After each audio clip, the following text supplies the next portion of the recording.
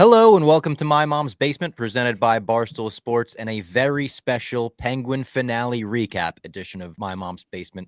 Clem, this is very bittersweet. It feels bittersweet recapping the final episode of The Penguin, possibly ever. We don't know if they're coming back for season 2. We don't know if this is a mini-series, but it's just about the best mini-series we've ever recapped in My Mom's Basement. It's up there with Watchmen. It's up there with the best of comic book series. It's up there with the best single seasons of television I've ever watched, I think.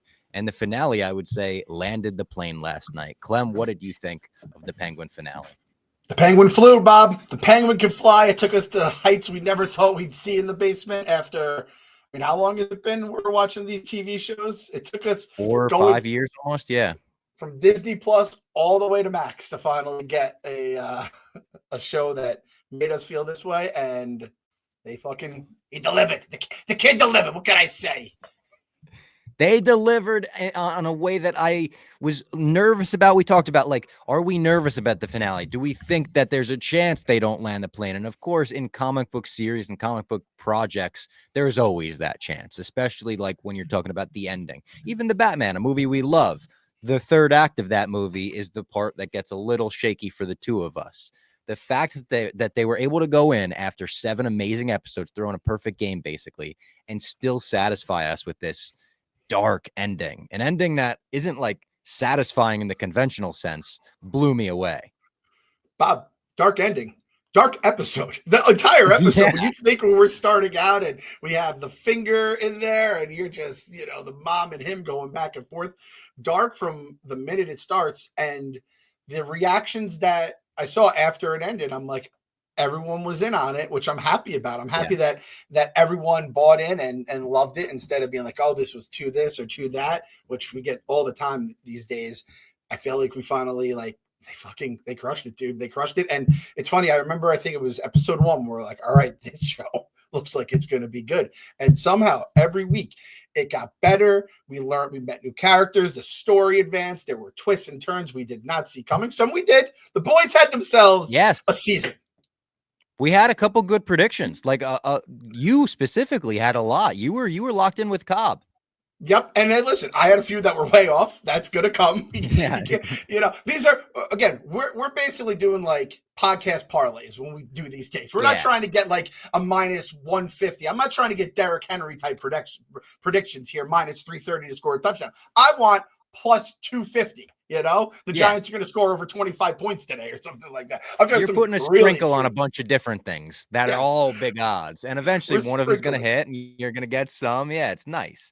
So many people at Barstool, too, have been tweeting about this. I saw Trent was tweeting about it. Frankie called it one of his favorite seasons of television he's ever watched. Tommy said he can't believe how long he has to wait for the Batman because it's so good. He just wants it now. Everything in this universe does make me feel the same way. And this, I feel like the finale especially solidified. Colin Farrell's winning the Emmy for this. He's winning the Golden Globe for this. They better win Best Limited Series for this. Kristen Milioti, she better win as well. It's mind-blowing that they took a funny character in the Batman, the Penguin, where you're like, I can't believe that's Colin Farrell. You show people a picture, you're like, isn't that funny? It's fucking the El Rata Alada scene. And then they take him and they're like, oh no, he's going to give one of the greatest performances you've ever seen in this fucking fat suit. And you're never for a moment going to be like, oh, that's Colin Farrell. For the entire 8 episodes, there wasn't a single scene where I was like, ooh, the Irish accent came through a little there. Or, ooh, you could see his eyes. That's such a Banshees of Inisherin type fucking delivery. It was just Oz Cobb.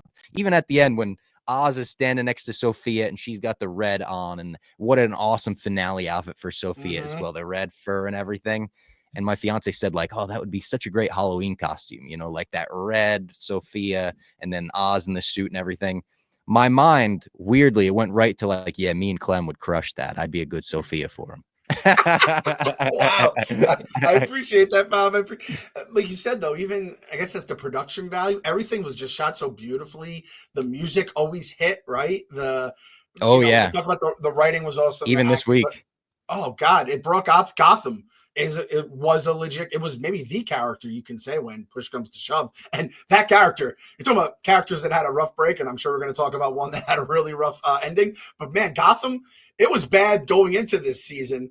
And then all it just had was, fucking Crown Heights. It was a Crown Crown Point. I'm getting Point, Crown Heights, yeah. Crown Point. There's real places and fake places, but just bad shit. It just keeps happening in different places of Gotham, and it's just getting worse and worse. So by the Batman 2 is somehow worse off than it was at the end of the Batman 1, which was in no great shakes at that point either. It was very bad. Yeah, I mean, we'll get into spoilers obviously in a minute, but you could say Oz got the happy ending here. Pretty much nobody else did. Pretty much every other character in this show is worse off and in a horrible position than they were before they met Oz. Which I appreciate. Like that, it could be that. It doesn't have to be like just people dying. It's either you die or you survive and get a happy ending. You could just have like the worst versions of hell is what essentially some people were sentenced to, right? And Oz is kind of in his own little hell. He just doesn't realize it because he's so focused on basically climbing over those dead bodies to get to the top. Yeah, he keeps pushing aside his hell and just denying it. Basically, he's in denial about the hell that he's in. Let's get into it after we tell everyone about Game Time, of course. One of our favorite sponsors here at Barstool. Game Time is the official ticketing partner of Barstool Sports and has been for years because we love getting out to live events, whether it's a concert, a football game, comedy show, whatever it is, we're using Game Time. It's the official ticketing partner of Barstool Sports and many others as well. Frankie was using it this weekend at Ole Miss. He went to the Ole Miss Georgia game. You know, we're always using it as well. With their Game Time Picks feature, they make it even easier to get out to a game. They filter out all the fluff, show you only the incredible deals on great seats, so you don't have to waste time searching through thousands of tickets. If I go on Game Time right now, I've been hyping up UFC 309, right? Jones versus Stipe this weekend at the Garden. $461 gets you into the building. I know that's a pretty penny right there, but the Garden usually can't get into a UFC event at the Garden for under $1,000. So they're cutting that in half. $461 gets you in. See Jones fight in New York for the first time ever. I'm not a Jones fan, but you could go root for him to get knocked out there. Pull up your chosen event, turn on the GT Picks setting at the top of the screen, or just browse the best local Game Time pick deals near you on the Game Time app homepage. What are you waiting for? Buy those tickets now. Take the guesswork out of buying tickets with Game Time. Download the Game Time app, create an account, and use code MMB for $20 off your first purchase. Terms apply. Create an account and redeem code MMB for $20 off. What time is it? Game Time. Also, as I read that, it's 11/11 on 11/11. So make a wish, everybody. I'm wishing for a happy birthday for Sienna, who is turning 10 on 11/11 at 11/11. We're so close to having that be but perfect. Next year. Yeah, next year is her golden birthday. So today's her birthday. Tell her Uncle Rob says happy birthday. Yep. And hey, Rob, I'm also going to say thank you to all the veterans out there. You didn't do it, but I did do it. So happy birthday, Sienna. Veterans Day. Salute to all the veterans. Yeah. I only know that because the kids are home. Yeah. Salute to all the veterans. Oh, they're Take home your hat off, Robert. I was, yeah, here. Boom. This guy doesn't respect the troops at all. It's crazy. There we go. I was going to say, on the birthday, do you keep Sienna home from school or do you send her? Because then it's like the cupcakes and people sing happy birthday. I'm sure she'll get that tomorrow. Yeah, we already bought. She wanted the cookies from Costco, so we got the chocolate chip cookies from Costco. Very nice treat for everybody. It is one of those things like, would you want your birthday? I guess we'll do a very quick detour into this. The people who I think had summer birthdays were always jealous that they couldn't bring in the snacks, whereas the people with, in school birthdays wanted to have their birthday off so then they could stay home without, begging their mom or dad. I personally liked going in on my birthday. I'd rather, there was part of me that wouldn't want to, but I like being celebrated. So how about you? What was your thoughts on all July that? Birthday. I was July birthday. And so honestly, were you jealous of it so much. No, I never missed it. Every birthday I was like, oh my God, I'm so grateful I'm not in school today. Oh God. Yeah. So, shout out Sienna, shout out the troops. Shout out Sienna, shout out the troops, shout out Game Time. All right, let's get into the Penguin finale. Episode 8, it was titled A Great or Little Thing, which is from an Oscar Wilde poem. How about that? Getting some literature in there. I knew it off the top of my head. I heard A Great or Little Thing. I said, I think that's Oscar Wilde.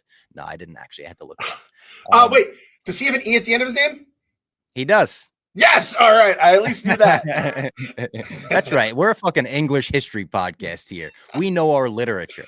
We know our language arts. Remember that? Language arts. Language Oh arts.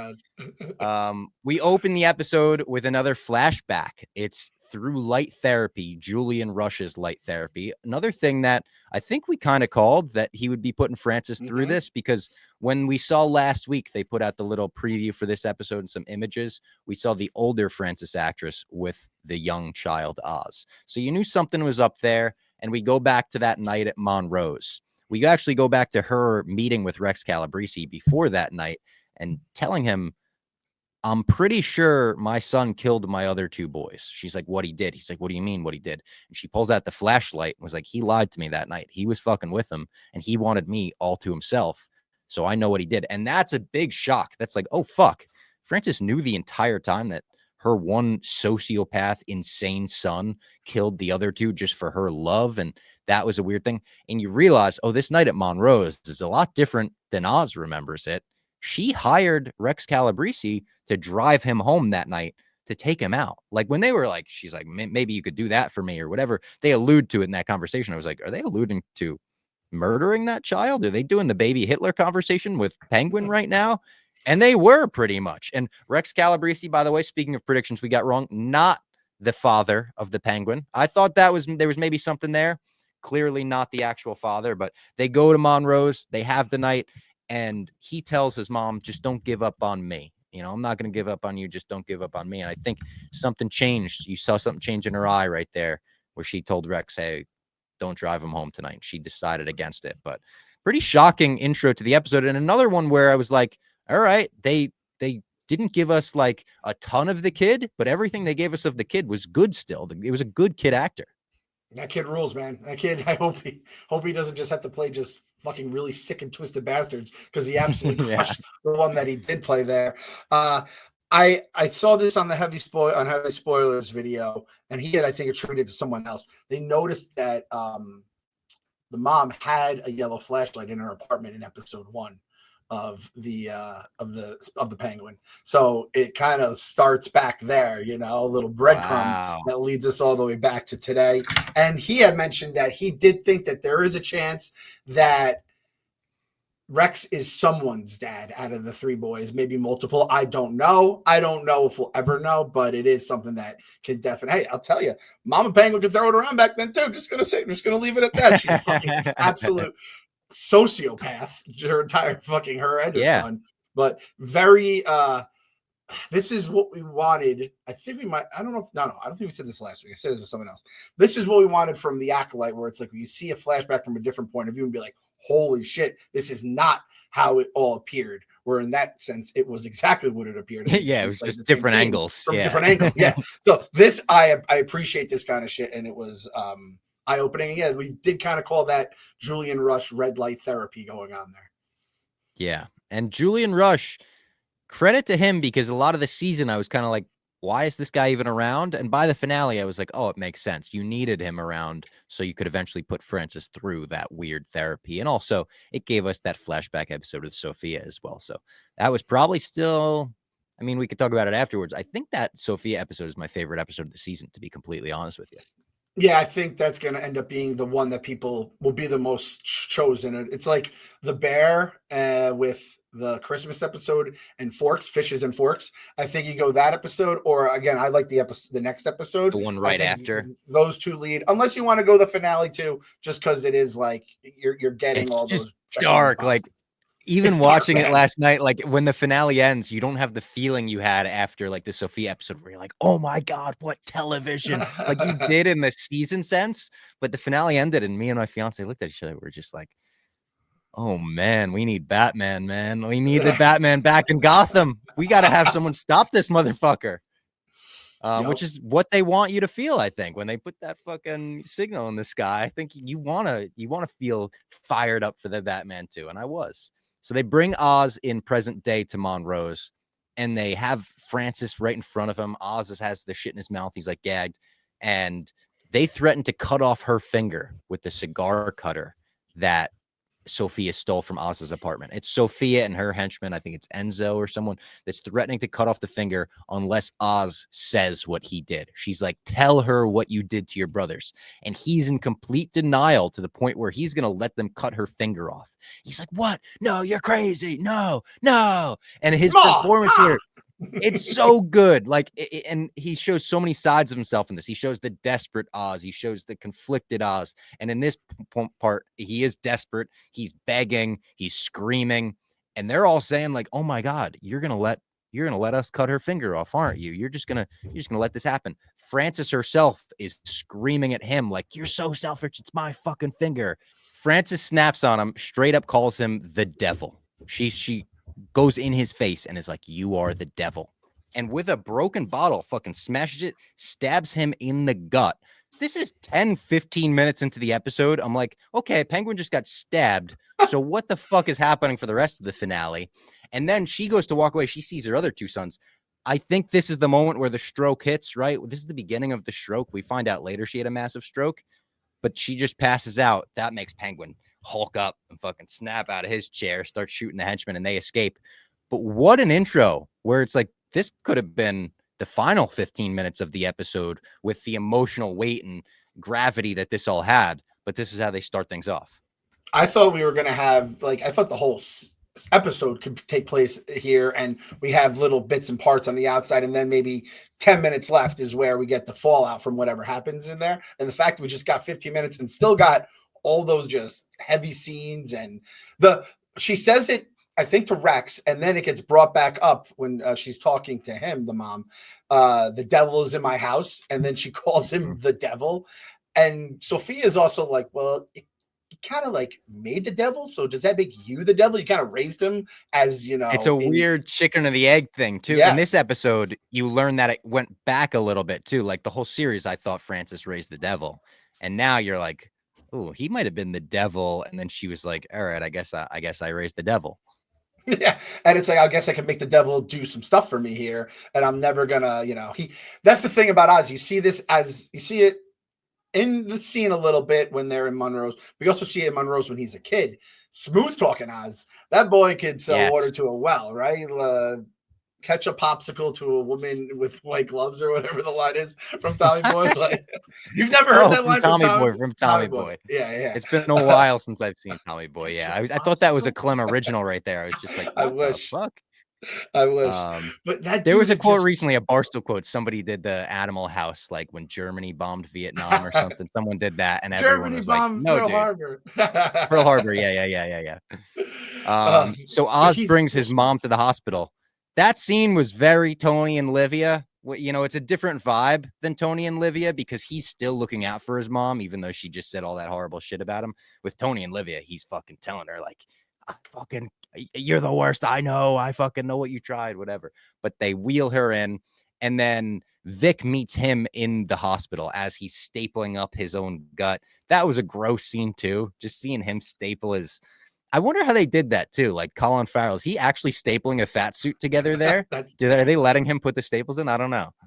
That's a great question. I also was like, once he got the bottle to the gut, I'm like, is Penguin cooked? Like, is he really gonna die? Are they gonna actually? I thought he was. It's like maybe they kill him. Yeah. And now, granted, again, go back to, I can't remember bringing the acolyte back up on this, but we had lightsabers through the gut, and people were like shaking them off and stuff like that. This is a different universe, but I think at this point, it's like I can just suspend belief or disbelief. I never know how that saying goes correctly.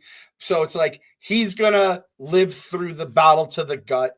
He's gonna be able to staple himself up. He's just a tougher guy. Maybe say he's, you can put the little superhero plot armor on him and stuff like that. But at the same point, I was kind of like, he should be like dead now. I don't know how bottles to the gut work. Luckily, knock on wood, I've never taken a broken bottle to the view. Ever taken a broken bottle to the gut? Actually, believe it or not, I haven't. You haven't. All right, good to know. I'm very happy. But between the scene at the hospital with his mom and then going back to Monroe's, where the way Sophia is getting the reactions out of him and his mom, and you would know a lot more about this than I would. This is the kind of like psychological torture that I feel like the Batman comic books are famous for. When Joker does something really fucked up, it's like makes your stomach hurt, fucked up, right? And I don't think you Like, get yeah. that from other comics. Is that a fair thing to say? You would know a lot more than I would, I think, for that kind of stuff. Yeah, as far as other comics, I'm not as knowledgeable on them as much, but it's definitely a thing in the Batman comics going all the way back to, like, you look at when the Joker killed Jason Todd, the second Robin. He killed him with a crowbar, and it's like they could have just said he killed him, but they show you in these panels him beating him over and over and over again and just beating him to a bloody pulp. That's definitely a thing in the Batman comics where sometimes, you know, you'll flip to a splash page that's such a heartbreaking reveal. You're like, oh my God, this is the darkest thing ever. And in the Matt Reeves universe, they do something, even the way the series ends, they have like tinges, little hints of horror in a way that no other Batman really has it. They did it with the Riddler, where they kind of had him feel like a Zodiac killer. The way the Batman opens with that first kill is like pretty fucking scary. By the end of the Penguin, I was like, ooh, there's little aspects of Oz Cobb where he kind of feels like a horror movie villain right now. Like he's terrifying in a way that Batman villains aren't always terrifying. It's an interesting dynamic too, where it's like they're gonna need to have a fun Batman in the DCU because the Matt Reeves Batman, as much as I love this universe, you can't take your kids to see these Batman movies. Like, isn't Batman for kids? So I was actually I'm watching the Penguin last night, and I'm like, and AJ came down when I was watching like recap videos and everything, and I was like, can I show him the Batman? I was like, I don't think I can show him that. I don't think That's pretty so. disturbing. Like I'm disturbed. Like when I'm rewatching it, I'm fast forwarding parts with the rats and the guy getting his face taped up and Collar like that too, like the bomb collar that eventually just kills him. It's not even like he gets out of that. Batman saves the day. It's like, no, he blows his head off. It's metal. It's a metal universe that we need, like you said, we need to have almost like another version of Batman, which I guess they're going to do anyway. So it works out. Mm-hmm. And it's funny if you just look, and I can't speak on any what was it? Batfleck was what they called him. Yeah. I can't speak on Batfleck. I just decided to skip that entire entry. But you think about where Keaton's Batman was, and then where like those Batmans ended up with the ridiculousness. Yeah, and Keaton's was the dark one. People were like, I can't imagine Batman getting darker than this. Like, it got way darker. You're thinking of Nolan, and you're like, all right, Nolan, this is grounded. This is like kind of real life, but it still has a spectacular side of it with the Joker and Bane and all that kind of stuff. And then Reeves is like, boys, buckle up. We're about to go to fucking Arkham, and you're gonna feel like you're in Arkham, right? Like this is, and I think all things considered, this is my favorite iteration of the universe so far. Like Dark Knight, obviously, as to keep our streak alive, we'll bring up the Dark Knight again. The Dark Knight will probably forever be my favorite Batman movie, but I think I like Gotham the most like this right now because it feels real. Yeah. And it feels real, but in a way that's still fictional. I go back and forth. I love the Keaton Gotham because it feels so gothic and like strange in a comic booky way. And then I love the Dark Knight because it feels so real. I feel like this is the perfect combination of those two, where it still feels a little like there's like that emo gothic flair, even in Wayne Manor, when you see him walking around in it's like the penthouse Wayne Manor that he has in the Batman when Alfred gets bombed and shit. It feels like weirdly Dracula inspired or something. There's like, you can imagine an organ in there or something. And I guess that's because Robert Pattinson's a fucking vampire when you go back through his filmography. But it's a really cool, like, yes, it feels real with Gotham Square Garden and Times Square, but also Times Square has 10 trillion more screens than it has in real life. So it has that like, a little otherworldly. So Oz goes back to visit Billy Walsh, his old friend, Councilman Haiti, at City Hall. And I had a feeling this was going to happen when he's saying to Vic, like, how do I look? I got to look the part, I was like, is he fucking going to City Hall right now? And City Hall, the building they use where he has the conversation with Haiti and then he sees Bella Real, that building was in Batman Forever. It's such a cool Easter egg, but there's like screenshots of them side by side. And it's like, oh shit, they used the Batman Forever building for another Batman project. That's very cool. But he tells Billy Walsh all about Sophia's car bomb that she, obviously had to use to get one over on a very smart guy who was running a drug operation down there, Sal Maroni. Oh. Him throwing it right on Sal, him throwing it right on Sophia, and even Billy Walsh's performance. I don't know his real name, but Billy Walsh being like, oh, interesting. Is any of that story true? And he's like, of course it's true. What are you talking about? And he's telling him how much of a great look it would be for City Hall to be the ones to clamp down on this. He's like, hey, you already turned the power on. If you're this guy, you could ride that to the top. And he goes and he looks at Bella Real afterwards. We've heard that Bella Real is putting together this anti-crime and corruption task force.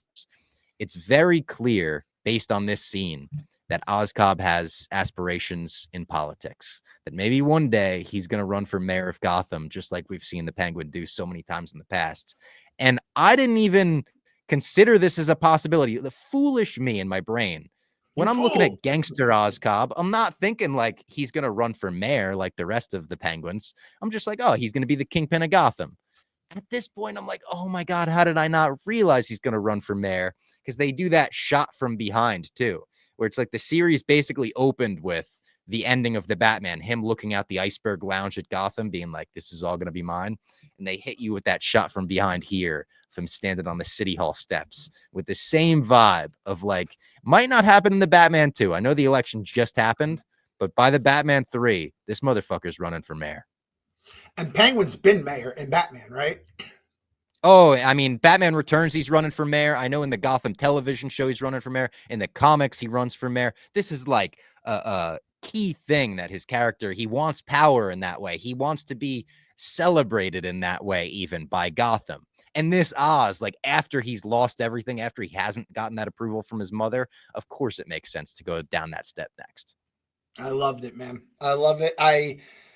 Because it's like, what is he gonna do? He's reached his goal, and he's just gonna like rest on his laurels, or just he's gonna obviously have the bat problem popping up. But nope, we have a whole other set of it. And I was trying to think, when we first heard about this series, was this the series that we thought was going to be about the Gotham Police Department? Or was that a separate series to the Penguin? Separate. There was like 3 in the works. It was like the Penguin, the Gotham City Police Department, and Arkham. And at this point, they canceled those 2, maybe just to focus on this. But it's like, I kind of want both of those series back. Can we bring the Arkham series and the Gotham City PD series back in development, or combine the 2? Can we have a half Gotham, half Arkham series? Like, I want to know more about this Gotham and this universe. I want to spend more time in this universe. Yeah, I do. I wonder, and I also do think like you could do something like that and still make it very good, where it won't have the expectations or the like weight of when it's called The Penguin and you have Colin Farrell. It's like, all right, this has to be a certain series in even casual viewers' eyes. That I think could be a little more for the nerds here, right? That's for the basement. Oh yeah, absolutely. You could give the Easter eggs and the cameos and stuff that this episode didn't necessarily have. We got Bella Real and you got the mustache cop again. Oh my God. Like, it wasn't like they were using big ones, I thought maybe we got Gordon. I had a feeling we probably weren't going to get Batman, but it was a whole series where they didn't rely on cameos or gotchas or, point to the screen like Rick Dalton. It didn't need any of that. It was just good writing through and through, good show running, good acting, everything about the show. I wouldn't change a thing. Looking at the 8 episodes, there's not one thing I'd be like, well, I wish they didn't do that. And I wish they did that. 8 perfect episodes. They didn't have one filler episode. You could have done 10. You could have done 10 episode season, 2 filler episodes. People would have still called it an amazing season. They said, we're throwing a fucking perfect game with this. And who would have thought? It's the Penguin. We had 2 things come out in October. Imagine you told us 10 years ago. In 10 years, you're going to get a series about the Penguin, and you're going to get a movie about the Joker and Harley Quinn. Which one are you going to be more interested in? I'd be like, probably the Joker one, I would imagine. No, it's not at all. Like, not even close. One is the worst thing I've ever seen with my own 2 eyes, and one is the best. And it's, DC coming through with this. And granted, like, I know people were big fans of Agatha when it was all said and done, so I can't say Marvel, like, is just missing left and right. It sounds like they're starting to come back here, but it's like, oof, like, this is exactly what we're hoping DC, like, give us a shred of hope to go along with like a couple movies that have been good here and there. And they got it. This is the blueprint, like you said, that Marvel has to follow, where it's like, if you can get like some good acting, some good writing, obviously the production value of the money to do whatever you want, you can do this. And now it makes the Batman 2 not only like looking great and like built up for people like us, but like now people, he said Tommy's going to go see it now. And all these people in the office who would have never even cared about the Batman 2 are like, I can't fucking wait. I'm going opening weekend to see what happens to Colin Farrell and, God knows what other characters we had. I mean, Jesus. I got another one in the office texting me right now, Clem. I just, as we're recording this, got a text from our boss, Dave Portnoy. He said, Oh, "Did you watch live. the Penguin finale?" I said, "Yes." He said, "I shrieked when the bat signal flicked on to end the show." Oh, Bob, I can't And I lie. I loved it. However, the fact that you told me it could happen, and I was like, are they going to do it? And the fact that they did it, man, that's the only reason I I didn't was shriek. so fired up. I was just like, "Oh, they did it. They did it. I was right. I was right." And I mean, spoilers for the ending, but Dave just said, I said, "So awesome. Did you love it?" And he said, "Yes, killing Vic was so insane, but so perfect." And yeah, we'll get to that. We'll get to that in a few minutes. It was fucking insane. But before we get there, while Vic is still alive, Sophia offers all of the gangs that Oz assembled basically everything for Oz. She's like, I'm leaving Gotham. I don't want anything. You could have everything as long as you bring me Oz first. Another good sit down scene where Sophia's showing she's really the one in control here. Or is she? She thinks that. Maybe she's not. Vic gets a call from the Triads while Oz is at City Hall, and he's trying to convince Vic to give away his location. And you kind of get a sense like, is he trying to convince Vic to double cross Oz? And I figured Vic wouldn't, but we heard so much about this finale taking twists and turns and doing things you wouldn't expect that in the back of my mind, I was like, I don't know, maybe he fucking will double cross Oz. Maybe he's power hungry. I don't know. Like they You had me threw going for a sec. you threw Sweet Vic on the sus list, Bob, without For my a second, they approval. did. There's multiple moments in this series, like even in the ending here, where I knew what was going to happen, but the show was so good that for a Yeah. split second, it convinced my mind that that was not going to happen. So It they oh, go ahead. Yeah. it just that was one thing I just loved about the show in general. Like you're saying, like it always left something hanging out there. Like it's like, all right, Vic's assembling the gang right now, and we never saw that the last episode. We're like, all right, that's still up in the air. We don't know what's coming from that, Mhm. right? And Yeah. then when you said the guy from the Triads called, and you're like, all right, I don't know which side he's playing for or how it's all going to shake out. And it happened every single week, and there was never a time it didn't feel earned or like a realistic choice by whoever made it. Even if it was like a complete 180 from where we thought it was going, it always panned out and made sense. It always was logical for, and Yes. Penguin always just like escaping by the skin of his teeth, but it never felt like it was a little crazy. There was a couple times with like where he would escape from being knocked out and tied up and everything. I'm like, all right, that seems a little much, but it's like I can get by that if everything else is airtight, and it was. I was gonna say they built up enough goodwill in the show that when you have a moment in the finale where it gets stabbed and then he's running around after stapling his own stomach and he's fine, you're like, all right, I can excuse it. It's good enough. I can fucking Good excuse it. enough. It's whatever. And there was that moment with the Triads and the other gangs earlier in the episode when you see Vic trying to like kind of like rally the troops and give them a motivational speech to go get Oz. And he fucking just gets punched in the stomach. And they're like, hey, watch your fucking mouth. Don't talk to us like that. Know your role. Know your role and shut your mouth. They gave him the rock. And I also thought that was him almost looking out for Vic, being like, dude, you Yeah. don't know Oh, how it these was. people are, like I appreciated that. I'm like, going to give you a punch to the gut so you don't get a bullet to the gut. Exactly, and or a bottle to the gut, which would have been fine. I think he would have ended up okay. But I was like, but the fact he punched in the gut, I was like, that actually makes me think this guy's looking out for Vic, and it might be a good thing for Oz down the road. And it was, because then they have Oz. They come and, the Triads come and get Oz. He's like, what the fuck is happening here? And they call Sophia. And they're like, you want us to meet you at the estate? And she's like, no, meet me at the airport. She goes and burns down the Falcone estate to a fucking Nirvana cover, which was so brilliant, where it was like, oh shit, they're bringing Nirvana back into the universe. Was it Where Did You Sleep Last Night? I think it was. Yep. It was so good to bring it in there. And even the way she did it, lighting the 3 cigarettes, the way it was shot, where she's throwing a cigarette on the desk, throwing a cigarette on the bed, and just lighting that past on fire of hers. She goes and meets them at the airport, and it's another double cross she never saw coming. And you almost feel bad for her in this moment. When they all get shot, and it's like, oh, you didn't even have a fucking chance here. And Oz says, let's go for a drive. It started making me feel bad for Sophia. And we were kind of team Sophia throughout the show. So it's not, a crazy shock to start feeling bad for her. But another thing where I felt like I knew where it was going in terms of I thought I knew Sophia would survive this series. You'd be able to use her in the Batman Part 2, send her back to Arkham. By the time Oz is walking her out by the water with the gun, I had convinced myself, oh my God, he's really going to kill her. Like, he's actually going to shoot her. And that's how the series is going to end for Sofia Falcone Gigante. But no, he walks her out. There's silence for a few seconds. The way they shot this is great too. A real close up of her face. You see like a light in the background, and then the lights just turn on. And the second the lights turn on completely, you know what happened. Oz set her up again, and he's sending her back to Arkham. Someone who probably would have rather been shot in that moment and rather been dead is now going back to her personal hell. And the mustache cop is, of course, the guy to bring her in.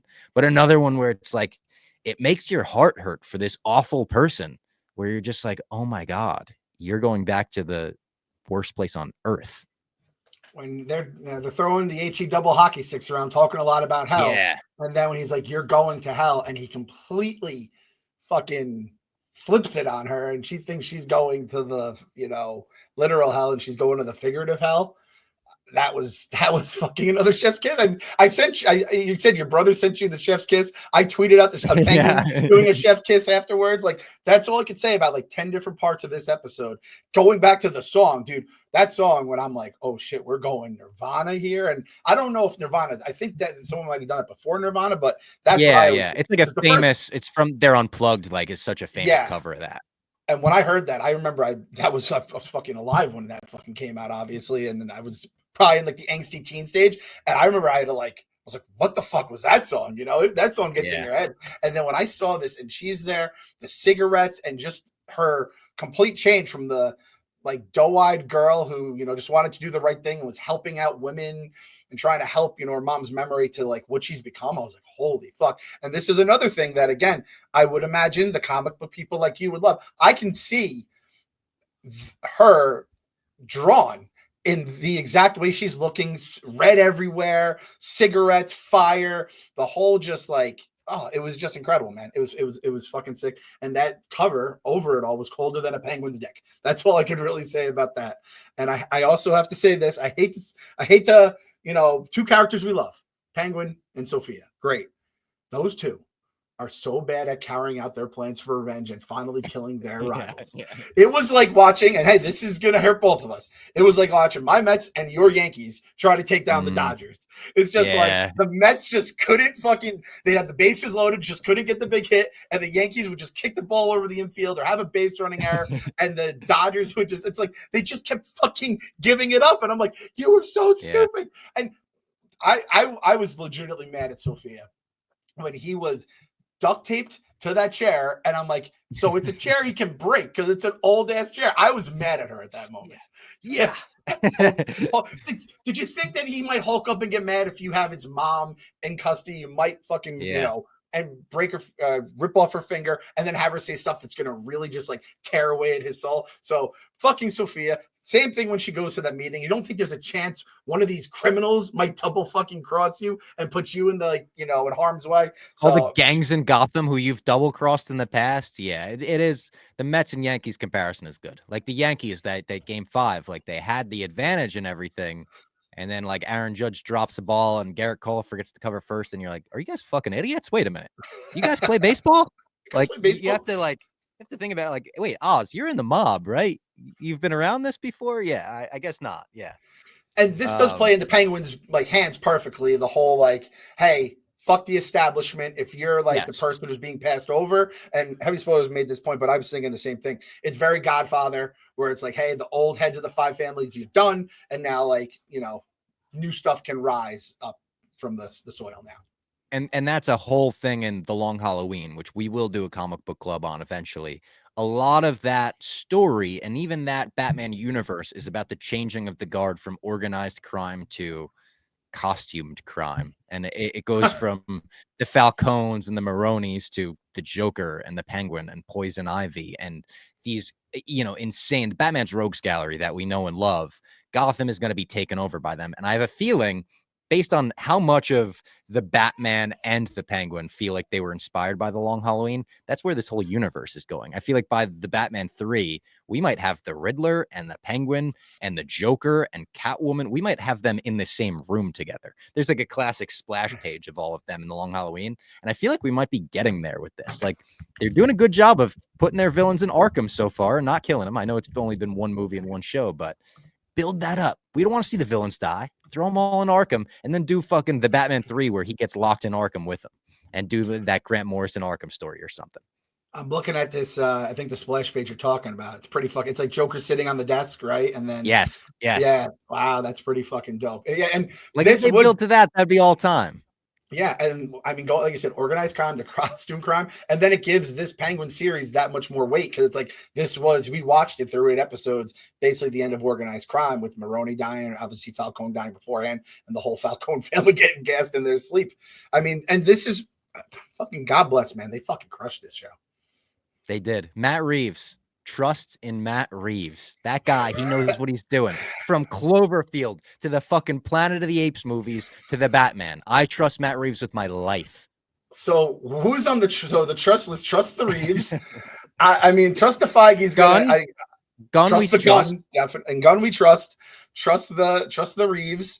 I still Feige is flickering. You know? Yeah, it's not on. The sign is up in the basement. Trust the Feige, but it is not on right now. Trust the Filoni, Star Wars right? light might be unplugged for the time being. We made room in the outlets for that. Yeah, Filoni we trust, but Filoni's good. Yeah, Star Wars as a whole is definitely not lit up. Especially we could get into that, at the end of the show if we want to talk about the rumored trilogy.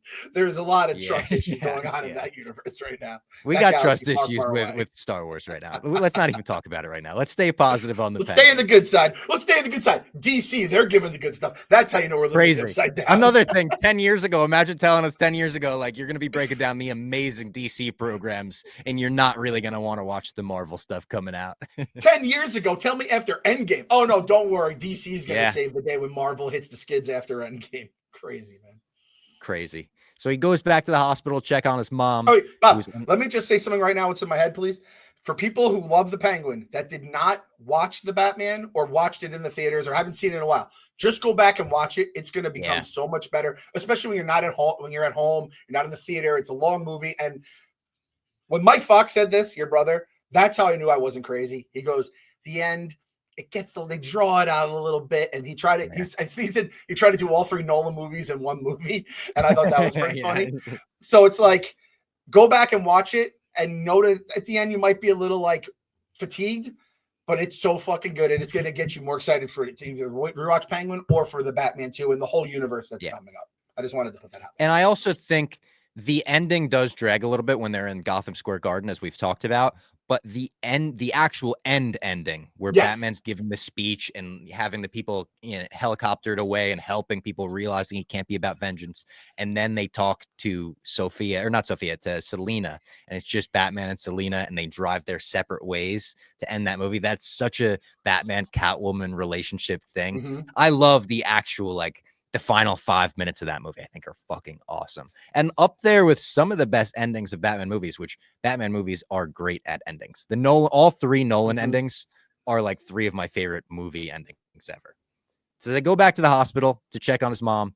Unfortunately, Frances is now in a vegetative state. She is a complete vegetable. This is what she didn't want. This is what she begged Oz in the last episode, or maybe the one before, to kill her before she got to this point.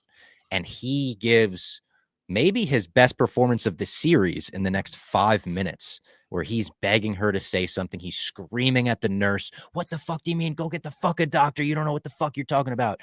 And then he's on the side of the bed just begging her, "Say something, Mom. Say you're proud of me. Please, I did it. I'm the fucking king. I did it." He can't believe that he's finally made it to the point that he's been basically working his entire life to get to for his mom, and his mom can't be there to appreciate it. His mom, the last thing she ever said to him was, "You're the fucking devil. You're the worst. You're selfish. One of the worst humans ever." Like, she berated, and that's the last thing he's ever going to hear from his mom. And it is like just a heartbreaking scene. Even though you hate Oz already at this point, you sort of hate him. You're like, holy fuck. This was the scene where as soon as I saw him crying bedside, I was like, if there was any doubt that he wasn't going to get the Emmy or the Golden Globe, here it is. I know he's going to be against my guy, Jake Gyllenhaal, too, for Presumed Innocent. It was a great show. Really, really good. It wasn't this good. Yeah, that was, as he's excuse me, as he's doing the crying and everything, I'm like, oh, this is like this is the guy trying for like the 50-point game and shooting and just trying to put the exclamation point on the MVP argument. It's Lamar Jackson last year against the Niners. You're like, all right, this guy just won the trophy. I also have to say this. ever since The Wire, I think got like one nomination during its entire fucking run for the Emmys. I do not care about the Emmys. So if it doesn't win, I'm not going to get mad. I have buried that part of my soul that gets mad about Emmys. That being said, it will be bullshit if he does not win one for this. And someone said it perfectly. Penguin Oz Cobb is the exact son that Lydia Soprano would have wanted. Doing everything for her. Don't worry, Ma, I got it. I'll take care of you.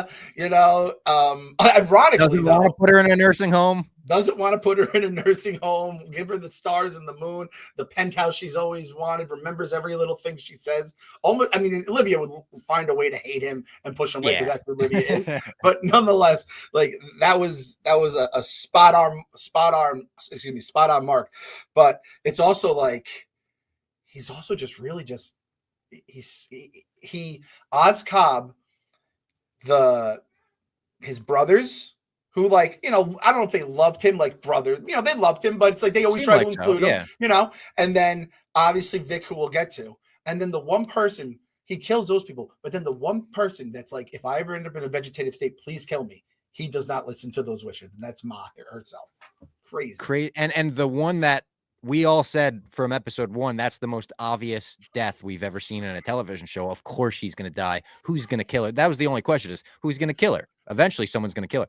The fact that they kept her alive was shocking and horrible. Like, you're like, oh my God, please kill her. Like, this is what she wanted, and he won't do it. It is fucking crazy. But you're right about that Livia comparison. I saw some people saying the same thing where they were like, this is what Livia wanted, but Livia would have found the reason to not want it in that way, in the same way. So they go out and they sit by the water, and it's just Oz and Vic, and they've done it. They've made it to the top. This is everything they've spent the series trying to do. And again, for the third time in this episode, Clem, my mind is telling me this is where he's going to have to kill Vic. We've been thinking the whole series he's going to kill Vic, right? He's going to kill Vic. But it went on long enough where I convinced myself, no, I guess Vic is going to stay alive, and it's going to be these two in the Batman Part 2, until Vic said the word family. The second he said, you're like family now, when he let that out, it was like, oh, but Oz, he doesn't have a good history with family, Vic.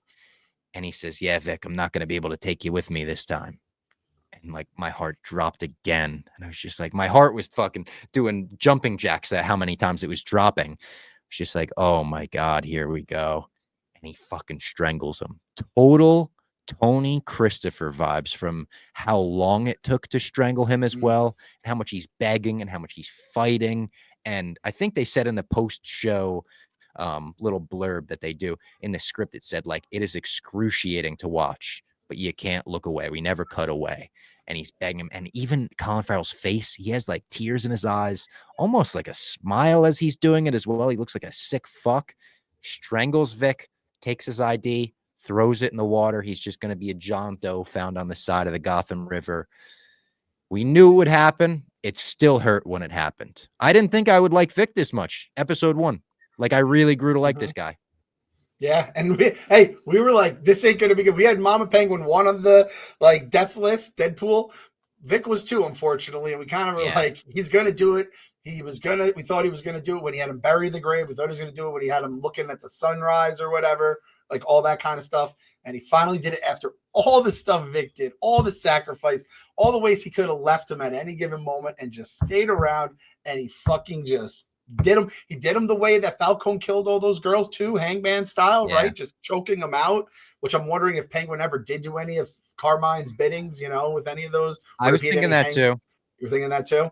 And another thing that I don't know how many people picked up on, and I don't know if it was meant to be kind of a symmetry of their relationship, but episode 1, they're drinking ices together at the end of the episode, right? And it's so happy-go-lucky. Dolly's coming on 9 to 5.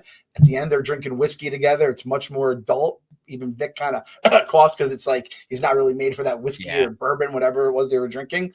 And it's like, yeah, man, you've become an adult and you're dying now. And it was, I knew, like you said, you're like, all right, we made it. And then it's almost like when they open the door in Goodfellas and Tommy realizes he's not getting his button, you know? Yeah. And it's like, oh, and it's just like the corruption of this kid. It almost has that Night Of feel of like, you took this innocent kid who's maybe into stealing hubcaps or whatever he's doing. He's not the most innocent kid, but he's doing little petty crimes.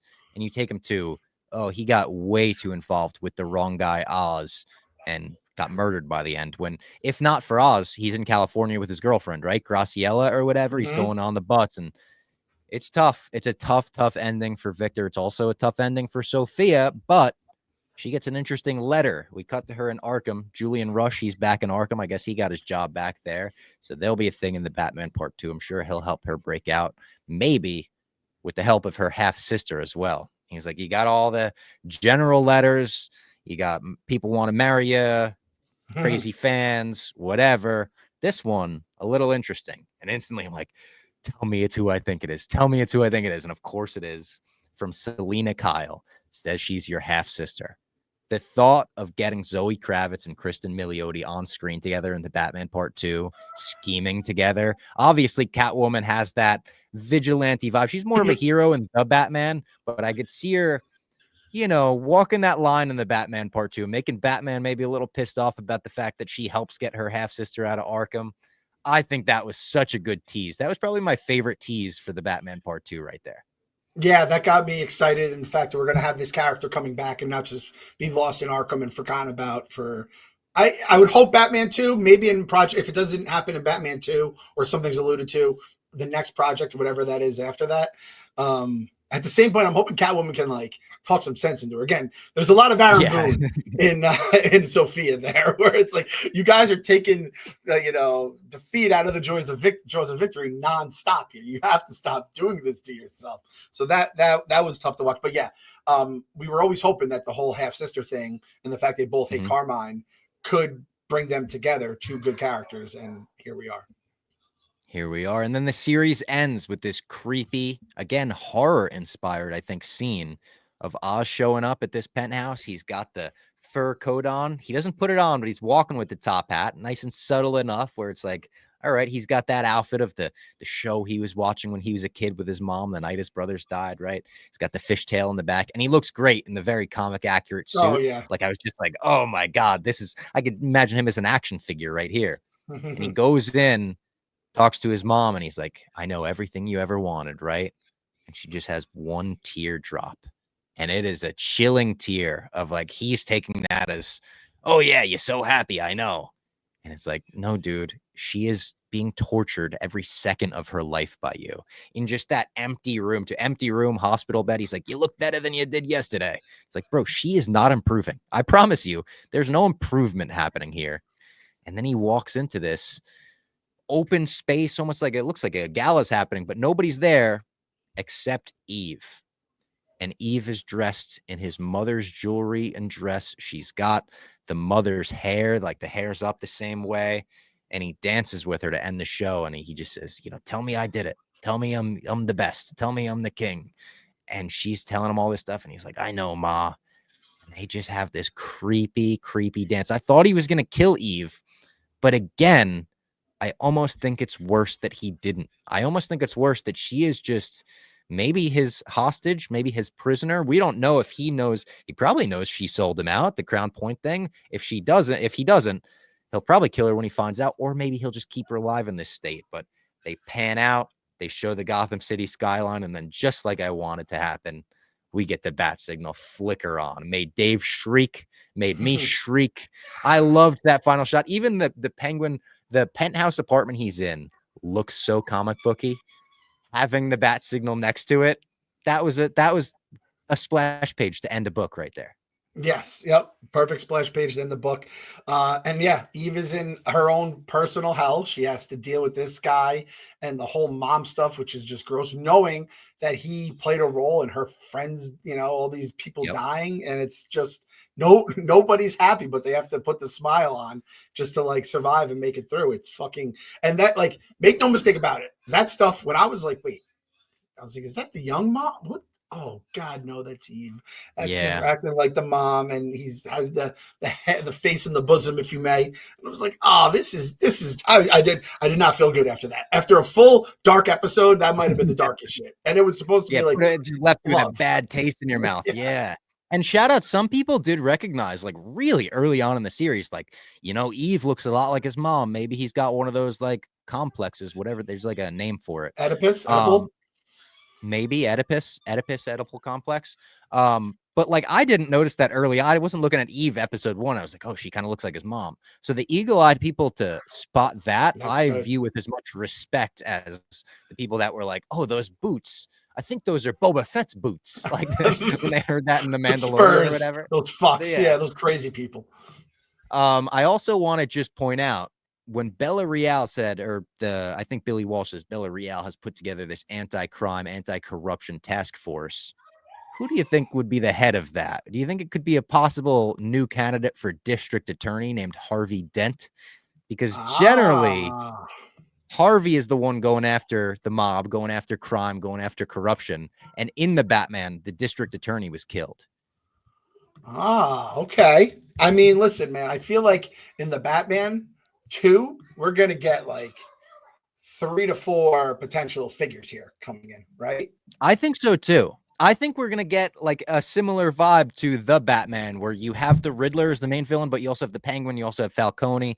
I kind of like that for all Batman stories. Like Mhm. I'm fine with having one villain, the Dark Knight. Well, the Dark Knight has more than one, so that's not a good example. But like I guess Batman Begins has two as well. A lot of Batman stories have more than one, but like Batman, I'm fine having just the Joker. That's totally okay. I would prefer having more than one. I think that's like part of what makes Batman so awesome is that his rogues gallery is that deep that you could be like, fuck it. Give me the Penguin and Catwoman, and we're going to make a whole story out of this. Give me the Penguin and so and so.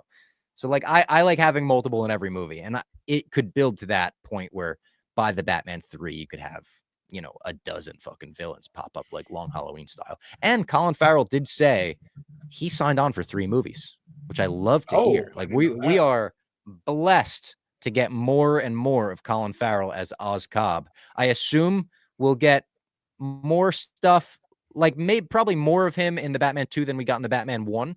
I looked it up. He had like 5 minutes 40 seconds of screen time in the first movie, which is crazy. You kind of think he has more. I assume he'll get double that in the Batman 2. And then by the Batman 3, maybe he's one of the main villains. Maybe even we get a Penguin season 2 in between Batman 2 and 3, because after saying like, oh yeah, I'm ready to never see that makeup ever again, right after the finale aired last night, I saw interviews with him where he was like, I mean, the reception was so good. I'd be back for season 2. Yeah, you get a nice couple new statues on the mantle. You can be like, I can see, but it's Yeah. like I don't want them to force it. I want if they think it's Yes. something there, and I do think that this like brain trust will not force anything. I think they will do it Yeah. if they feel like there's something to be told. But it's like you just think about the amount of stuff they covered in this one and the rise. It's a lot harder to do it when the guy's on top, and then you're not dipping into Batman and other people in the universe, which I did appreciate. I know everyone got mad. Batman just fucking never showed up. I think he was busy. I'm gonna say it. I'm gonna defend my guy. Busy. Yeah. He was busy. He had plenty of shit going on. But I also think like not having him come up and have to save the day made it a better show that it just acted independently. And I do think. Do you think we're gonna get Joker as? Because that's what everyone's thinking here. Is we're gonna get Joker for 2. I think we will get Joker. I would be shocked if he was the main villain, though. I think the world is a little bit Jokered out even before Joker 2. We've gotten a lot of the Joker. I would like to see Joker in kind of the deleted scene we got between Batman and Joker from the Batman. I would kind of like to see a scene like that be his scene in the Batman 2, and then maybe you save him for the third one as well. By the third one, I think you could bring him around. Barry Keoghan's a great actor, and at this point, I do have the ultimate trust in Reeves. But I like the Joker existing as someone Batman has to go talk to, like Hannibal Lecter, where it's like, I have to go talk to this fucking guy in Arkham to catch someone else. And I don't want to do this, but I'm going to have to. Like, I like that idea. So I think we'll get Joker in 2. I think the main villain or villains in Batman Part 2, I'm now leaning towards it being the Court of Owls, which is this underground Gotham cult that has like ties to the high ups in Gotham and stuff like that. I think we'll get him, maybe Hush, who is another person who has like history of Bruce Wayne's past and his childhood and knows a lot about Bruce. I think they're going to lean more into the conspiracy mystery aspect rather than go Mr. Freeze or Joker right away, or Clayface. I know people are even bringing up. Okay. I can be down with that. And again, like you said, like Penguin can be there and you see him doing his own thing. and he grows a little, but you don't need him to be a 1 or a 2. He's just kind of doing his thing. And I need him prodding in the side, like becoming an issue, And he has his, like, he's just a funny fucking guy. He's a charming fucking guy. Whether you like him or not, let's be honest. He's a charming fucking guy. All right, let's tell everyone about Celebrity Mint, and then we're going to get into some of the trailers that dropped this week to end the podcast. Celebrity Mint is leaving their mark on the collectibles industry, merging the world of sports memorabilia and precious metals. Maybe this is some stuff that the Penguin could have lying around his apartment. This is stuff that's going to rise in value and stuff. Founded in 2023, this innovative brand is redefining traditional collectibles by introducing their first legal tender trading coins featuring iconic moments from the world's biggest names in sports and pop culture. Celebrity Mint's gold and silver collections feature a range of products from legendary figures like Mike Tyson, he's fighting this weekend, Ric Flair, Pete Rose, rest in peace, and a limited edition legal tender trading coin and precious metal chibi collectibles depicting the most iconic moments from the world's most notable sports icons. These collaborations highlight the brand's unique approach to blending iconic sports and pop culture luminary figures with high-value collectibles. So again, with new releases from Mike Tyson, Jake Paul, all of these big names, Celebrity Mint is revolutionizing the way fans and collectors commemorate their favorite icons.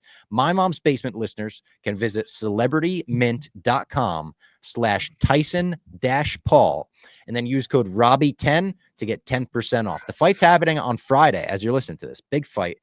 Dallas. Visit celebritymint.com to sign up and be the first to know when the newest products drop. Thank you, Celebrity Mint, for coming back and sponsoring the show.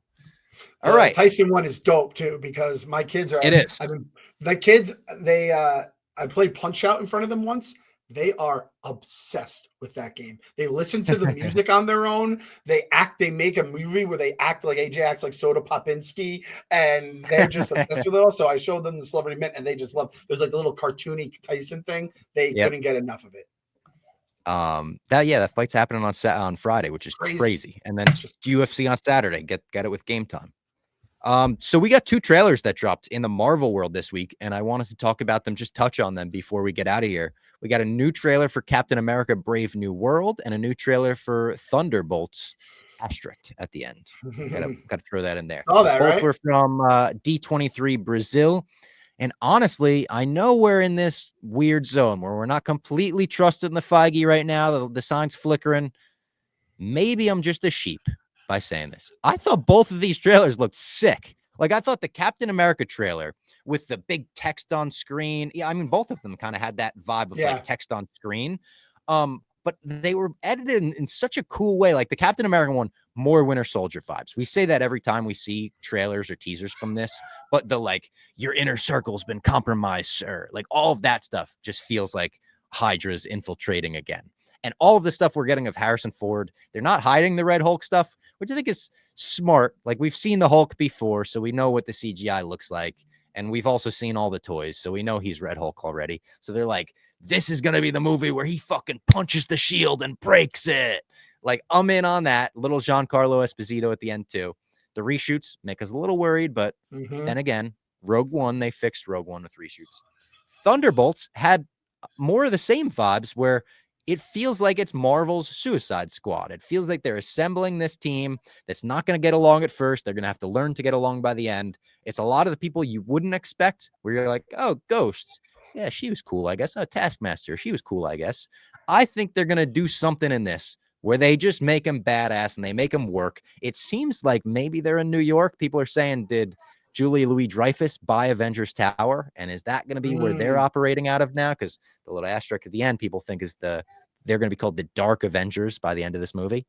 I don't know. I don't have a ton to like break down, and I don't have a ton of Easter eggs I've spotted in each, other than everyone talking about the fact that Taskmaster is barely in the Thunderbolts trailer. Does not bode well for her odds of survival there. What did you think of these trailers? Am I delusional? Am I just a positive Marvel fan talking out of my ass here? Or did you think these look good as well? I don't know. They definitely look good. They definitely look better, or they made me more excited for the movies, which I think has grown, because I think I was pretty low on Cap from day one, and Thunderbolts, same thing. I will say, like, I do tell myself now, like, don't always, this is exactly what trailers are meant to do. So like, pump the brakes, Clem. Don't go too crazy about it. I will say there was one thing in the Cap trailer that I'm like, this is what I feel like they've been missing. The biggest star of that trailer was not Cap, or as AJ goes, can we call him Captain Falcon? And I think I might have called him that, or Falcon America. I think I might have been calling him that during the series, which again, like Marvel, see what the Penguin just did. That's what Captain America should have been, that show, like something on that level. I got these little bubbles popping up here. It wasn't Captain America was not the star of that trailer. Red Hulk was not the star of that trailer. Do you know who the star of that trailer was, in my humble opinion? And it's been missing since our boy Steve Rogers was in town. That's a really good question. I mean, in my Robbie Fox brain, I was like, Harrison Ford. Of course, he's the star of the trailer. He's the star of Earth. No, true, I don't know. Fair. And it's not Giancarlo. Don't think it's Giancarlo Esposito. The Shield. The Shield was fucking came to play. And I love seeing the Shield. That's him stepping on it to have it pop back up, him doing that move and shit, him slicing the thing, and when he gets it was a car thrown at him at the end. The wings and the Shield fucking sliced the car in half, like Rise of Skywalker, Rey with the TIE fighter. He took out 3 fucking like missiles airborne with the Shield. I'm like, there's the Shield. That's the Cap symbol. And in the show, I mean, he didn't even have it for half the time in the show. But you know, when Steve gives it to him at the end of Endgame, it's like, all right. And then it kind of just went its own way. It feels like now, you know, Superman has his cape back on. That's all I'm going to say. So I have more faith in a fucking inanimate object. So that's kind of what I'm selling myself on for Cap. Again, feel better about it. Still not there with Marvel. And then with Thunderbolts, it's like, I think they can go a long way with comedy here. You know, comedy, have some fun with it, take some chances that you wouldn't do with other movies. I do think there's a chance they both flop. I do think there's a chance they both do better than expected. Oh, definitely. You think we're see, this is why, Bob, you cannot. And you keep saying the sign is flickering. Trust the Feige sign is not flickering. It's on the wall still. It was off the wall, Bob. It's on the wall, but it is not on. It is not flickering. It is off on the wall right now. It's flickering in my world. It's my light's flickering. All right, Bob. I don't. You know what? I will give them again. I didn't see it. Maybe Agatha did a little more for you than me in the Marvel universe because I just got you explained it to me where I didn't actually watch it. So if you want to flicker it based on Agatha, you can flicker it based on Agatha. That sounds like a wild thing I just said right there.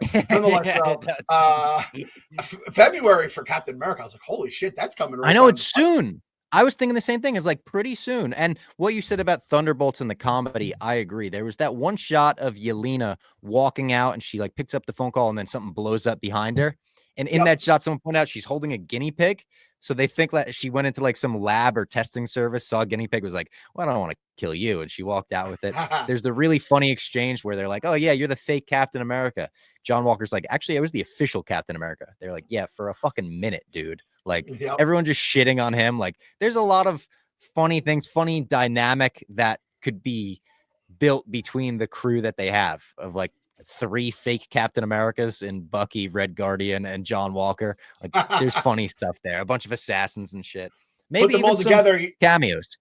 Put them all together, you don't even get one Captain America, right? And then it's like, yeah, but is this current Captain America even the Captain America? Like, you don't have to go full Deadpool with it. You don't have to just, be ribbing us, nudging us with an elbow the entire time. We don't need something on that level in terms of fan servicey stuff. But like you said, every time like a new name came on the screen and the letters, and then they had their little moment, I was like, oh, that's what I like the thing when his arm was in the dishwasher. I'm a big dishwasher guy. I like using the dishwasher for everything. And it's like, that would be such a game changer. It's like, dude, I don't have to wash this arm anymore manually, hand wash, and I can throw it in the dishwasher. And again, we love Harbor. It was David Harbor, right? That's Red Guardian, the guy's name. I always called him by Hopper. It's been so long since fucking Stranger Things was consistently on. I've learned the guy's name. So I am very excited again. Like Taskmaster ain't doing well. And who's the guy that right now they're calling him Bob? What's his character name? I think he's going to be Sentry, which is like, he'll probably be the villain of the movie. And people are like, Sentry fucking rules. Like, I'm stoked for Sentry. Yeah. If they can, maybe that's the thing. If they can land Sentry based on what I'm hearing about him, I think this movie has a chance to be like, again, I'm grading on curves right now. Like I'm doing pass fail, like just pass. That's all I'm asking for these two movies. I think they're going to pass. I've got the faith in them. I've got the light flickering. I have faith by the end of 2025. Here's my statement. Say it. The light's going to be on. I knew you were going to say that. That's why I want to hear you say that. And what's it's Fantastic Four, the other one? That's July, isn't it?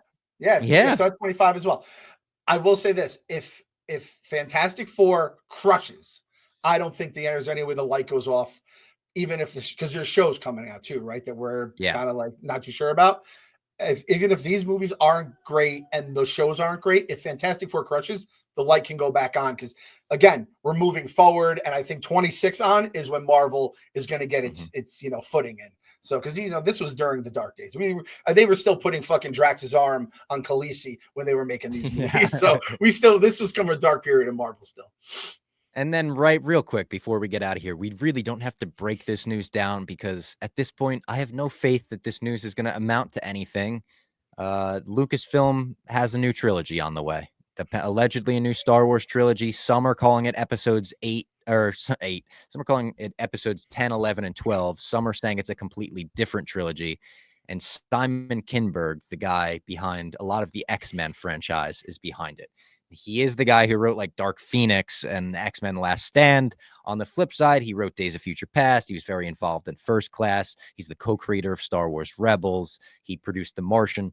He's one of these guys, almost reminds me of like David S. Goyer, I believe is the guy's name, who he like co-wrote The Dark Knight. And then he did Suicide Squad. And it's like, you really don't know how good they are or how much the studio is messing with their work. I feel almost beaten down by Lucasfilm at this point, where they announced a new Star Wars trilogy and there wasn't a bone in my body that got excited. No. If they go into production, I'll get excited. I'm excited for Skeleton Crew in a few weeks. I'm like still in on Star Wars, but you got to prove to me that you're going to make the thing before I get excited. It feels like 75%, 85% of things they announce never see the light of day anymore. Okay, that's fair. It's just a matter of it actually making it to the screen is why. Because Bob, you're our, you came into Barstool. You were the little puppy golden retriever, and everything was the greatest thing ever. And we were so excited. And it's been beat out of you from that sense. Now we'll see how it comes. Yeah. I mean, you're already saying the light's flickering, which I think there's that golden retriever still showing there a little bit. Yeah. But that's a fair point. They just wiped out. I mean, Kathleen Kennedy has taken out like an Alderaan worth of movies, basically, right? Yeah. So and TV shows along the way. So it's been tough. When you said episode 8, I'm like, wait, are we going to retry from 8 and 9? Because I'm down for that one. They made a perfect episode 8 many years ago. And Rian Johnson's trilogy, I don't know what's happening with that because they still haven't confirmed if that's canceled or not. Oh God! Yeah. So at this point, the fact that it's still not part of, I don't know, is it even still called the Skywalker Saga? Is that going to be, if it has an episode in the title, that means it's Skywalker because they're saying Saga? Rey would be the Obi-Wan of this story, which is like, it sounds cool to me because I like Rey's character, but like, is she old enough to be the Obi-Wan of this one? Are they going to age her up? They're going to do re-aging? Re-age. How about this? How about we stop calling it the Skywalker Saga and we call it the Emperor Saga? Because he's the only fucking guy that's somehow playing a part in the entire goddamn saga. Sure. Luke's like a fucking bum for half of the fucking end of the Whoa! You can't throw the Luke as a bum. You buried it an hour and 13 minutes into the podcast so people don't get too mad at you. You can't be doing that. No Skywalker is a bum on this podcast. None of that. Bum. He fucking threw the lightsaber. He went to that stupid salt planet. He did the little dust off. Great planet. Bum move, bum trilogy. You know what this is? I'll quote The Last Jedi here. Salt. It does dredge up all those old feelings when I start talking about this stuff. So yeah, how about let's just move on from I think we can just stop putting episode in the title. We have 9. They're over with. At least for a little bit. Like, I love the Skywalker Saga. I think eventually we're getting 10, 11, and 12. But, like, do that in 10 years. Like when the next generation has kids. Like, right now seems quick to rush back into it. Maybe it's not even that, though. There's a chance this is, like, a completely separate trilogy. Some of the insiders are saying that. And it wouldn't make a ton of sense to me because they're developing the Rey movie still, separate from this. So you're developing a solo Rey movie and 3 Rey movies in a trilogy. It doesn't make a lot of sense to me. I think it's separate. It's very tough too with Star Wars. I know they did this with the shows that were coming out with sometimes the same time as the movies, but man, they have a lot of timelines going on. If you're having the Grogu Yeah. movie coming, I shouldn't call it Grogu, Baby Yoda movie coming out, and then the fact they put that in the title makes me so fucking mad because I can't say Mandalorian and Baby Yoda. You have that, and then you have it's like you're gonna have all these timelines and everything. You know, the Acolyte was off. Andor is now pre-episode 4. It's a lot of shit that like. I just wish there was a little more chronological or just didn't hop around so much, right? Like Marvel, chronological for the most. Maybe you have a flashback. Yeah. It's like every now and then they'll give you the Captain Marvel or something, but it's like that's the outlier. Yeah. And it's like I feel like they just need to get on. Do you think they've even had that meeting? Like, hey, at some point, are we just going to get like the timeline together? Or because I do understand there's a lot of Star Wars I imagine it being Filoni. I imagine Filoni constantly going up to people at Lucasfilm being like, we should really have that timeline meeting. And they're like, yeah, we'll get to that. We'll for sure. And like the next week, he's like, do you think we could do that timeline meeting anytime? And they're like, yeah, definitely. Tuesday, schedule it for Tuesday. And Tuesday comes around. He's like, timeline meeting day? They're like, we actually got it's election day, dude. We're closed. We're not working. We got to cancel the other project we just announced. Let's push it to next week. So I imagine I just have so much faith in Filoni. That's like even like they announced Simon Kinberg. I know he doesn't have a lot of good like credits to his name. I just think like, well, he co-created Rebels with Filoni, so Filoni must like him. That means I like him. Like I just have so much faith in that guy. That's the little golden retriever puppy dog I love, Babo. So keep believing that. Do you think they'd go to Filoni like, hey man, November 31st? He's like, all right, sold. And then he's like, wait a minute, there's no November 31st. Like they do that kind of stuff. They schedule in the holidays knowing that no one's in. They're doing some dirty shit to Filoni here and just pushing that timeline meeting off. It's fucking not right. They're not treating our guy Filoni right. Filoni should be honestly. I know people give Kathleen Kennedy shit for all her creative things, which I don't think she has anything to do with. She deserves the shit for the projects that get canceled. He should be in her role, which like, I guess I don't know what she does business wise. I don't even know if Filoni would want to do that. It's kind of like he might be able to stick to just creative stuff and want to do that. But like, I feel like a Filoni and Favreau, we need a Kevin Feige here. Maybe we don't need Kevin Feige himself, but we need someone that isn't announcing projects for the sake of shareholder meetings. And just announcing projects when they're ready, when they're about to go into development. When you have a camera and a fucking slate thing ready to be like action, that's when you should be like, hey, a new trilogy's on the way. Here's a fucking picture of the director's chair. And you're like, oh, it's happening. Instead, it's just like, here's this, and this. Maybe you'll get one in the next 5 years. Like, it doesn't like Kathleen Kennedy do whatever she wants. She also, by the way, she made the hate rant that Tank went on that ended up getting that. It was amazing. I was like, wow, I didn't even know Frank knew who Kathleen Kennedy was. But it's like Feige's the Marvel guy, Gunn's the DC guy, Lucas was the Star Wars guy, right? Put Filoni in that role. You can let Kathleen Kennedy where the hell she wants behind the scenes. I want Filoni to be the guy who also that's the answer. If Kathleen Kennedy fucks up or anyone, it's Filoni we're coming for, just like it's Feige and now going to be Gunn in the future. So I think that would be that could be a golden age. You have Filoni, you have Gunn, you have Feige, and then kind of like I think Reynolds could be I always think Reynolds could be the X-Men guy, and I think I like having Favreau's weird though. Because Favreau, like I kind of like him in Marvel, but he does the Star Wars stuff too, right? Yeah, I feel like creatively more involved in Star Wars than Marvel at this point. So he's just Disney's like fixer. He could just go around, bounce around these two projects all he wants. God knows they fucking need it. They got a lot of shit they have to figure out still. And we've got a lot to figure out in the next few weeks because it's going to be until I believe December 3rd till Skeleton Crew premieres. So we're going to have some free swim weeks. I'm sure we'll get a lot of news coming out because it feels like an era right now where we are getting a lot of comic book news right now. We're getting a lot of castings. We're getting a lot of announcements. So should be fun. Eventually we'll set a date on that long Halloween comic book club with Jose. I'll hit up Jose and we'll get his take on it. I know this morning I texted him about the Penguin. He's going to binge it all. He's been waiting for it all to come out. He just wants to do an 8-episode binge. I'm excited to get Jose's take on it as well. Cause I told him, I was like, bro, I'm telling you, I'm not trying to hype it too much. This is one of the greatest live action comic book adaptations ever. When you take a comic book character and put him into the live action, give me shows, movies, whatever it is. It's one of the best they've ever done. So he hasn't even touched it, huh? Hasn't even touched it. He's going to get to watch this thing fresh. Like it's an 8-hour movie. do you think you get the we're gonna get the deep breaths at some point when we're talking about what it's inspired from, and we're gonna get some good shit from when Magpie shows up and he realizes they're doing obscure references like that. Oh yeah. And I looked it up now because you said December 3rd. I looked it up and I was going to see what my Disney Plus membership is up, and the splash page is resubscribe. So my kids do not know they're upstairs. If they go to watch Bluey right now, they're going to find out that it is up. So I'll see if I could give you my password for it. No, don't tell Disney. Nobody tell Disney. Nobody tell Disney. You motherfucker! I swear to God, I'll fucking kill you. All right, we will see you next week in my mom's basement. I should say same bat time, same bat channel, but it is over for now. The Penguin, amazing stuff. Thank you, Matt Reeves. Thank you, James Gunn. Thank you, everyone involved in the Penguin.